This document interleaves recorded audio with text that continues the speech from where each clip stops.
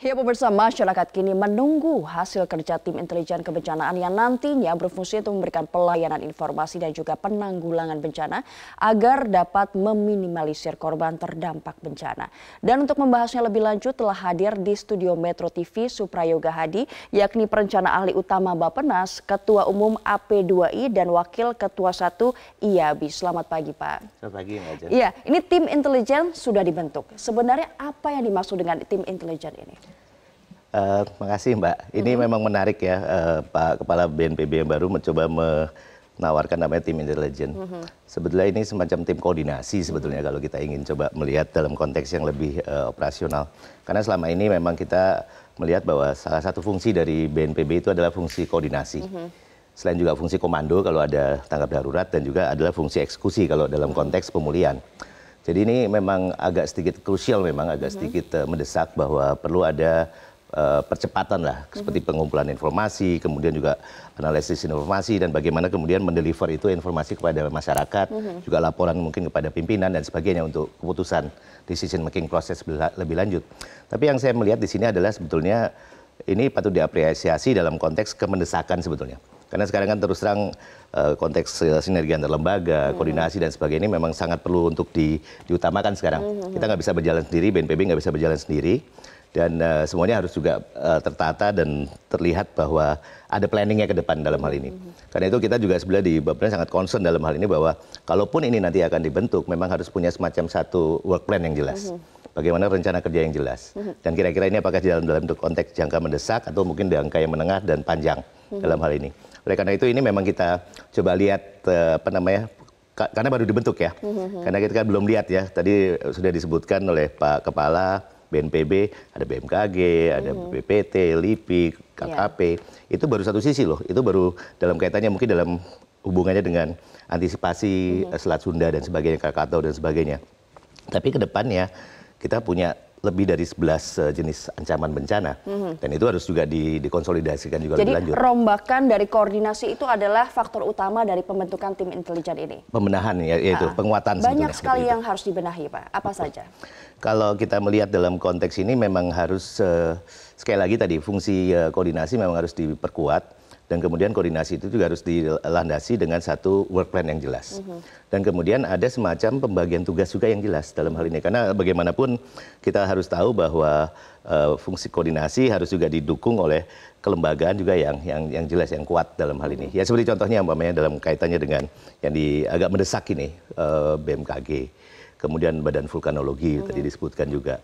Kemudian dalam kaitannya dengan tsunami disebutkan juga. Seperti sekarang koordinasi dari Menko Maritim contohnya, itu kan juga sangat jelas untuk menyusun semacam tsunami early warning system, kemudian ada yang namanya multi hazard early warning system dan sebagainya dalam kaitannya dengan antisipasi tsunami.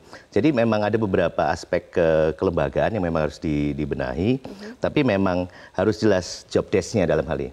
Jadi supaya jangan ada tumpang tindih dan sebagainya. Dan yang penting adalah bisnis prosesnya. Nah itu yang sebenarnya kita coba harapkan ada semacam keterbukaan juga. Who does what-nya dalam hal ini untuk ke depan. Apa tugasnya dan siapa yang melakukannya. Betul, itu menjadi penting. Tentang work plan, apa yang menjadi prioritas utama? Kalau work plan ini memang harus kita lihat dalam konteks ada kekhususan. Kalau ini memang dalam konteks kekhususan ya, beliau bicara dalam kaitannya dengan mungkin yang sekarang sedang ini adalah dalam kaitannya dengan tsunami Selat Sunda umpamanya, yang kemarin baru terjadi. Tapi sebetulnya dalam konteks ini, Presiden sendiri sebenarnya sudah mengeluarkan seperti contohnya untuk Mataram dan Sulteng, itu sudah keluar ada namanya Kepres nomor 28 tahun 2018 tentang Satgas contohnya. Itu sebetulnya merupakan salah satu bentuk dari ya, seperti yang dicontohkan oleh Pak Kepala BNPB yang baru, tim intelijen. Satgas itu sebenarnya dalam bentuk hal yang sama.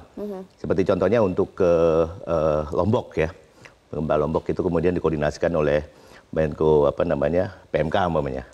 Kemudian untuk yang Palu dikoordinasikan oleh Menko Polhukam.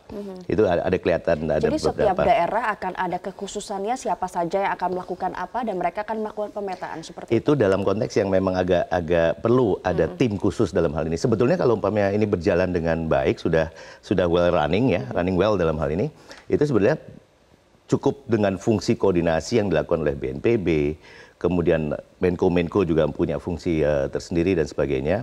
itu sebenarnya sudah cukup. Tapi ini memang ada satu kemendesakan, ada upaya percepatan, ada upaya untuk konsolidasi yang lebih baik dan sebagainya, sehingga perlu dibentuk satu tim khusus dalam ini semacam satgas task force lah istilahnya.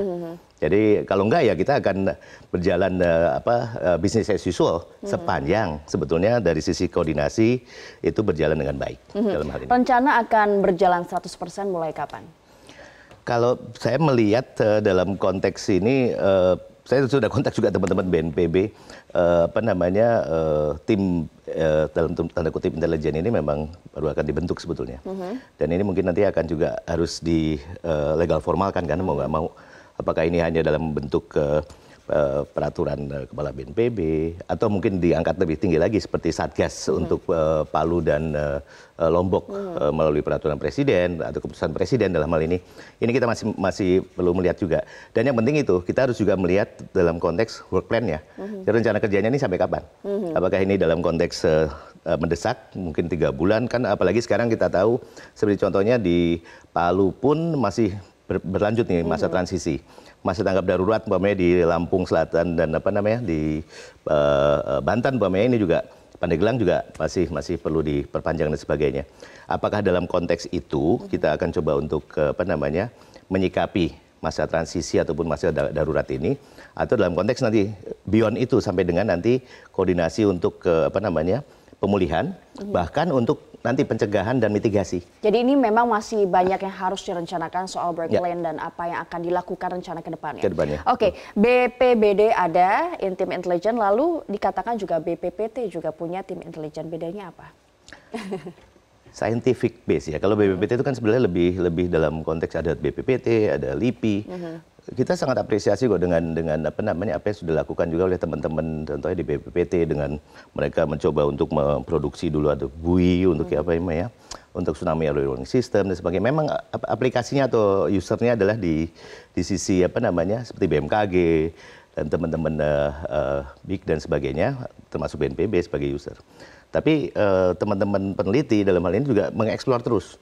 Ya sekarang seperti contohnya kita kecolongan nih BUI yang sudah dipasang ada 22 rusak semua dan sebagainya. Tapi bukan berarti kita tinggal diam. Teman-teman seperti BPPT, kemudian ada masukan juga dari beberapa dari teman-teman dari LIPI, kemudian juga dari teman-teman perguruan tinggi dan sebagainya. Mereka punya semacam komunitas yang mencoba untuk memberikan masukan, melakukan semacam eksplorasi ataupun penelitian-penelitian yang terkait dengan tadi modeling. Seperti sekarang contohnya BMKG kan sangat tergantung dari tsunami early warning system dari modeling sebetulnya, bukan dari alat, tapi dari modeling yang kemudian dicoba dilihat, oh ini berpotensi tsunami atau tidak dan sebagainya. Itu basisnya bukan lagi cuma sekedar infrastruktur alat, tapi juga dari sisi modelingnya dalam hal ini. Dan itu kontribusi dari teman-teman seperti BPPT tadi yang Mbak Ajeng sampaikan. Nah itu kalau ada 2 tim intelijen seperti itu, kenapa tidak dijadikan 1? Kenapa harus 2? Kami rasa lebih baik memang 1 di bawah komando contohnya BNPB karena konteks fungsi koordinasi tadi.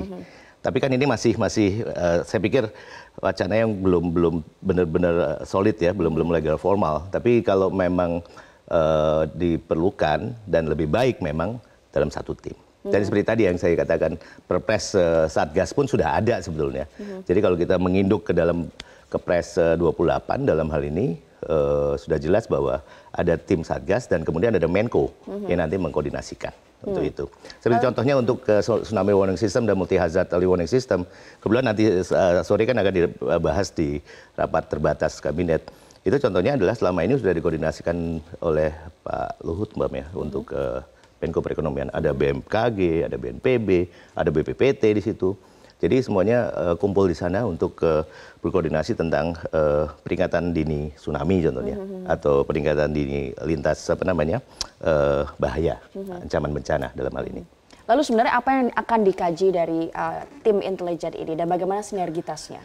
Tadi Pak Kepala udah jelas, Pak Kepala BNPB, bahwa ini dalam konteks data dan informasi. Supaya contohnya tidak ada kesimpang siuran umpamanya. Memang mau tidak mau memang harus ada 1 pintu. Ya sebetulnya selama ini contohnya BNPB kan sudah memfungsikan humasnya. Contohnya Pak Topo walaupun beliau sakit, tapi sangat committed ya. Dan informasi itu kan dari mana-mana. Beliau tidak ngarang sendiri, tidak mengeluarkan data hanya dari BNPB, hanya untuk data contohnya korban, tapi juga data yang lain ya kan. Pak Meda dari BMKG, termasuk ke